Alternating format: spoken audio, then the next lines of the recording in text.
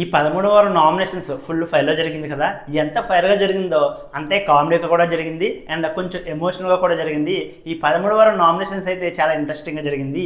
And ఈ 13వ వారం నామినేషన్స్లో ఉన్న వారిలో ఓటింగ్లో ఎవరెవరు ఏ పొజిషన్లో ఉన్నారు అండ్ ఈ వారం ఎవరు ఎలిమినేట్ అవుతారు అనేది మనం ఈ వీడియోలో అయితే మాట్లాడుకుందాం. అండ్ ఈ 13వ వారం నామినేషన్స్లో ఉన్న వారిలో ఓటింగ్లో ఫస్ట్ పొజిషన్లో తనుజ ఉంది. తనుజ అయితే ఓటింగ్లో అయితే దూసుకెళ్ళిపోతుంది.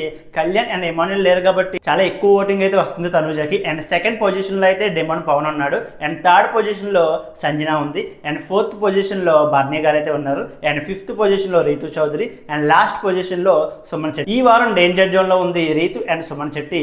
వీళ్ళిద్దరిలో ఖచ్చితంగా ఒకరైతే ఎలిమినేట్ కానున్నారు. ఈ వారం డబుల్ ఎలిమినేషన్ ఉంటుందని అందరూ అనుకున్నారు కదా. లాస్ట్ వీక్ డబుల్ ఎలిమినేషన్ లేదు అండ్ ఈ వీక్ కూడా డబుల్ ఎలిమినేషన్ అయితే పెట్టట్లేదు. మేబీ నెక్స్ట్ వీక్ అయితే డబుల్ ఎలిమినేషన్ అయితే పెట్టొచ్చేమో, చూద్దాం మరి ఏం జరుగుద్దో. అండ్ డేంజర్ జోన్లో ఉన్న రీతు అండ్ సుమన్ శెట్టిలో లీస్ట్ ఓటింగ్లో అయితే సుమన్ శెట్టి ఉన్నాడు. సుమన్ శెట్టి ఎలిమినేట్ అవ్వాలి, కానీ రీతు ఎలిమినేట్ అవుతున్నట్టు తెలుస్తుంది.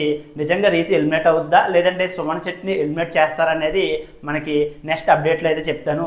నాకు తెలిసి అయితే సుమన్ శెట్టి ఎలిమినేట్ అవ్వాలి, కానీ రీతుని ఎలిమినేట్ చేస్తున్నట్టు తెలుస్తుంది.